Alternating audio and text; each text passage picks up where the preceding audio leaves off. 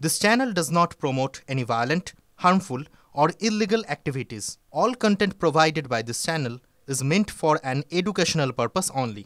Top quality और consistent performance के लिए सिर्फ सिल्वर पंप नाम याद रखना। মাধ্যমিকের প্রথম অগ্রিত সরকার 696 পেয়েছে তার প্রাপ্ত নম্বর। রায়গঞ্জ করোনেশন হাই স্কুল দ্বিতীয় অনুভব বিশ্বাস যার প্রাপ্ত নম্বর 694, সৌম্য পাল 694, ঈশানী চক্রবর্তী 693, কৌতলপুর বাঁকুড়া এবং মেয়েদের মধ্যে প্রথম বাঁকুড়ার ঈশানী চক্রবর্তী।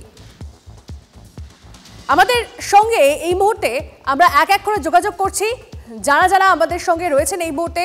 আমাদের সঙ্গে অষ্টম হয়েছেন যিনি অবন্তিকা রায়, তার সঙ্গে আমরা যোগাযোগ করে নিয়েছি। সরাসরি অবন্তিকা রয়েছে, একটু অবন্তিকার সঙ্গে কথা বলি এবং অবন্তিকা থেকে জানতে চাইবো যে যখন তুমি খবরটা শুনলে, যখন পরিবারের মানুষজন শুনলো, সবার কি একটা আশা ছিল যে তুমি এরকম র্যাঙ্ক করতে চলেছো, নাকি এটা হঠাৎ করেই হলো, এরকমভাবে হঠাৎ করে একটা সুখবর এলো?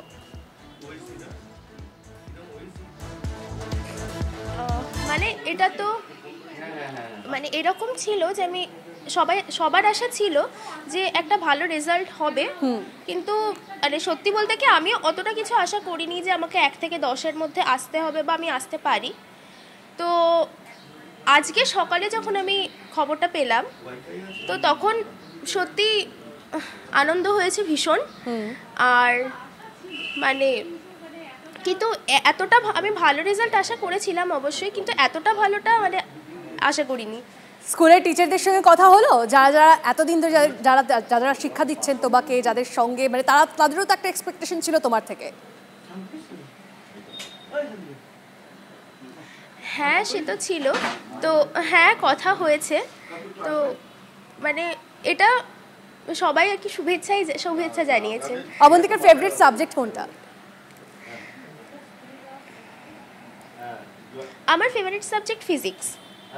আচ্ছা, আর ফিজিক্সের পাশাপাশি আর কোন কোন সাবজেক্টগুলো তোমার ভীষণ ভালো লাগে এবং আশানুরূপ ফল হয়েছে কোন কোন সাবজেক্টে?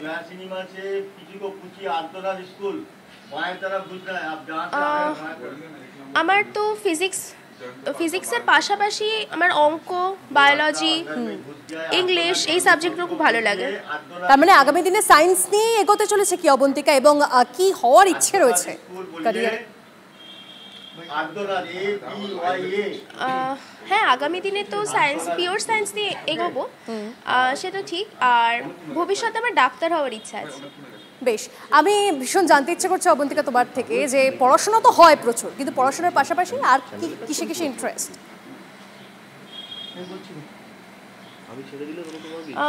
পড়াশোনার পাশাপাশি আমার মেন ইন্টারেস্ট হচ্ছে গল্পের বই পড়া, মানে সময় পেলেই আর কি। তো এই ছুটিতেও, মাধ্যমিকের আগে ছুটিতেও আমি প্রচুর গল্পের বই পড়েছি পড়াশোনা করার পাশাপাশি।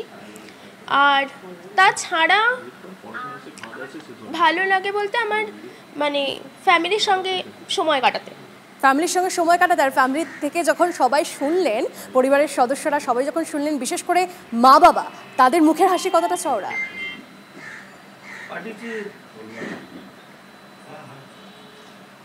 একটু আরেকবার বলুন। তাদের মুখের হাসি কতটা চওড়া, তারা কতটা খুশি মা বাবা, এবং আজকে কি কোনো স্পেশাল সেলিব্রেশন?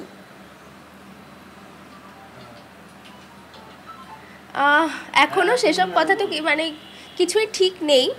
তো কিন্তু আমরা কেউই মানে আনন্দ তো ভীষণই হয়েছে। তো বাবা মা তো মানে আশা করেছিলেন একটা ভালো রেজাল্ট, আর সেখানে এতটা ভালো রেজাল্টে তো বাবা মা ভীষণই খুশি।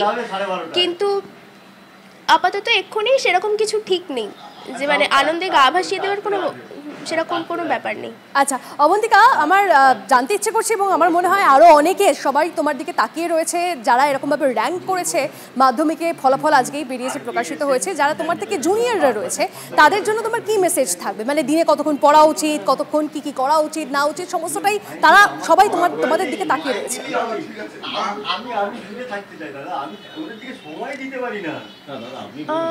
এরকম সত্যি বলতে কি আমি কোনোদিন কোনো বাঁধা ধরা নিয়মে তো পড়িনি।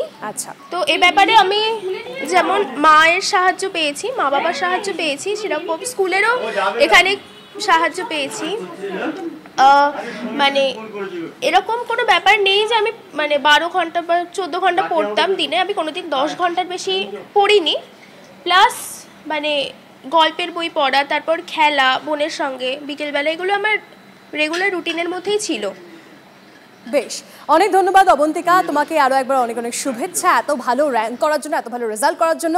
আগামী তোমার খুব ভালো হোক, খুব সুন্দর হোক। অনেক ধন্যবাদ আমাদের সঙ্গে কথা বলার জন্য। কথা বলছিলাম অবন্তিকার সঙ্গে, যে 8 র্যাঙ্ক করেছে, এবারের মাধ্যমিকে ফলাফল বেরিয়েছে এবং তারপরে বুঝতেই পারছেন যারা যারা পরীক্ষা দিয়েছেন তাদের একেবারে উচ্ছ্বাসে ভাসছে তারা এই মুহূর্তে।